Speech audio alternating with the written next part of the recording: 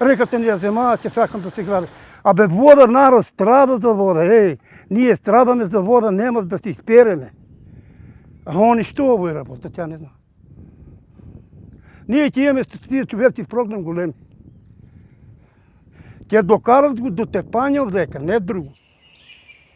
Револтот на дедо Делчо и неговите сожители од селото Турско Рудари, низ кое тече Шталковска река, доаѓа по почетокот на градежните активности за изградба на мала хидроцентрала на оваа локација во општина Пробиштип. Тие негодуваат бидејќи тешките градежни машини ја уништуваат недопрената природа при подготовката на теренот за скротување на реката во големите цевки.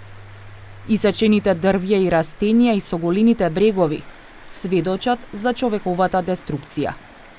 Мештаните стравуваат дека ќе останат без вода за пиење и за наводнување и бараат државата да ја спречи изградбата. Се надеваме дека ќе се стопира и дека доколку инвеститорот си има уложено до сега пари нормално, тој си инвеститор си уложува пари, кој му има издадено дозвола, влада, министерство, нека му надокнади штетата и нека ни остави реката на нас, затоа што тие инвеститори, тие фирми имаат над 50 мини хидроцентрали, а ние имаме само една река. Нека ни, јас ги замолувам, нека ни остават оваа река, на него не му врши работа дали има 50 или 51, а на нас ова ни е се. Таа вода ни е се. И покрај противењата на општина Пробишти поради опасност од загрозување на животната средина, Министерството за животна средина во 2017 година издава дозвола за концесија на водата за производство на струја од Шталковска река. Од општината Пробиштип велат дека биле ставени пред свршен чин. И покрај негативното мислење на општината, фирмата која што ја гради малата хидроцентрала за 3 години ги добила сите потребни документи од институциите. Тоа е период каде што правниот субјект ДИС Енергија ги обезбедува сите потребни документации, односно ги добива мислењата од надлежни институции, министерства во поголем дел. И сметам дека требаше да биде земено во предвид мислењето на општина Пробиштип, но и реакцијата на местното население. Но тоа е што е. Иако веќе се евидентни штетите од изградбата на малата хидроцентрала на Шталковска река, од Министерството за животна средина и просторно планирање уверуваат дека се е според законот и дека нема да има никакво влијание врз квалитетот и квантитетот на водата за пиење.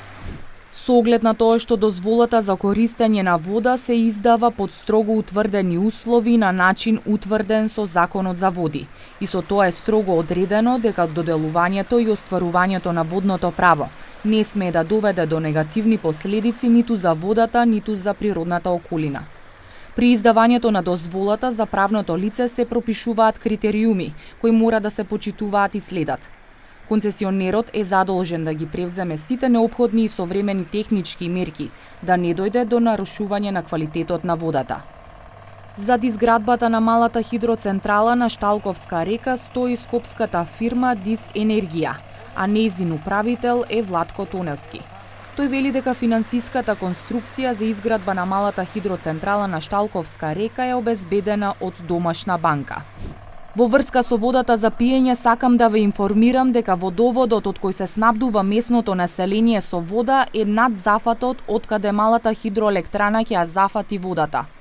Малата хидроелектрана е предвидена да не работи 2 месеци во годината кога нема доволно вода.